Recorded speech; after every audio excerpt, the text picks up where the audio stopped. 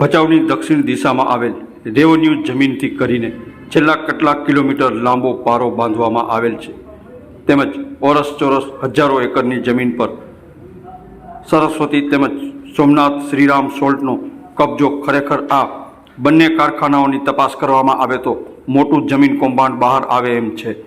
કંડલા પોર્ટના ભ્રષ્ટ અધિકારીઓના કારણે મોટી જમીન પર કબજો કરવામાં આવ્યો છે. ખારાઈ ઊંટનું ચરિયાણ ચેરિયાના જંગલોનું વિનાશ કરી નાખવામાં આવેલ છે. ઓરસચોરસ મોટા પારા બાંધીને પાણી ભરવાથી ચેરિયા વનસ્પતિના જંગલો નષ્ટ થયા છે. તેમજ સરકારશ્રી દ્વારા મીઠા ઉદ્યોગ માટે લીઝની સચોટ તપાસ કરવામાં આવે, તેમજ સોલ્ટની કેટલા એકરની લીઝ છે, સરસ્વતી સોલ્ટ તેમજ શ્રીરામ સોમનાથ સોલ્ટની લીઝની તપાસણી થાય તે બાબતે અરજદાર શિવભા જાડેજા દ્વારા લાગતા વળગતા વહીવટી તંત્રને અનેક લેખિત રજૂઆતો કરવામાં આવી હતી.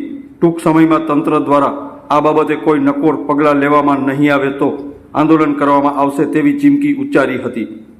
હવે આ બાબતે મામલતદાર, પ્રાંત અધિકારી, વન વિભાગના આરએફઓ તેમજ કંડલા પોર્ટ ચેરમેન અને સંબંધિત અધિકારીઓ દ્વારા કાયદેસરની કાર્યવાહી કરવામાં આવે તેવી માંગ કરવામાં આવી છે. નામ જાડેજા શિવભાદેશ્વરજી. આજે જે તપાસમાં રિજિટમાં અમે ગયા હતા, ભચાઉ કાંઠા વિસ્તારની અંદર સરસ્વતી અને સોમનાથ કારખાના ધોમ ચાલી રહ્યા છે.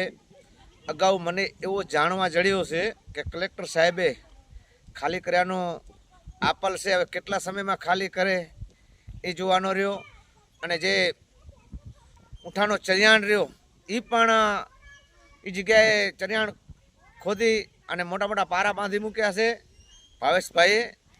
અને વિદેશોથી જે પક્ષી એની અંદર આવતા હોય છે, પણ આના રાત દિવસ સાધનો ચાલુ જ છે, હજી પણ ખાલી કરવામાં નથી આવ્યો. જો ખાલી કરવામાં નહીં આવે તો 1 મહિનાની અંદર જો નહીં કરવામાં આવે તો આંદોલન કરવામાં આવશે.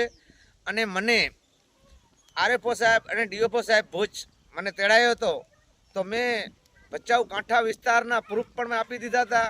એક બાજુ નસરીનો આવે છે, એક બાજુ કંડલા પોર્ટના જીનદયાલ પોર્ટની જગ્યા છે, અને ઊંટનું જ ચરિયાણ છે. આ તાત્કાલિક ધોરણે ખાલી કરવામાં આવે, નહીં આવે તો અમે આંદોલન પણ કરશું.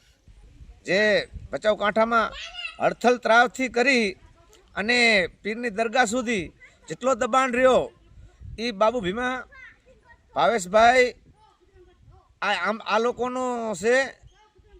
અને હજારો એકર જમીન દબાવીને બેઠા છે. અને એ જે રસ્તા બનાવી રહ્યા એ સરકારી જમીનમાંથી, ભચાઉ કાંઠાની મીઠી જમીનમાંથી લઈને રસ્તા બનાવે છે.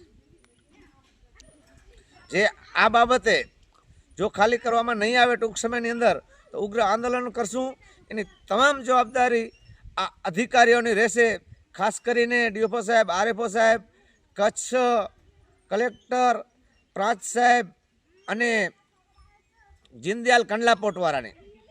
અને જે આ કંડલા પોર્ટની જે ભચાઉ કાંઠા વિસ્તારની અંદર જે મોટી ફેક્ટરી બની એમાં મંજૂરી કેની છે? બાપભાઈની છે એવી મેં વાત સાંભળી છે. હજારો રૂપિયા લીટરની છે, પણ એમાં મંજૂરી કંડલા પોર્ટવાળે આપી છે, કોઈ અધિકારીએ આપી છે કે કોઈ રાજનીતિએ આપી છે? આની ખરી તપાસ થાય એવી અમારી માંગ છે.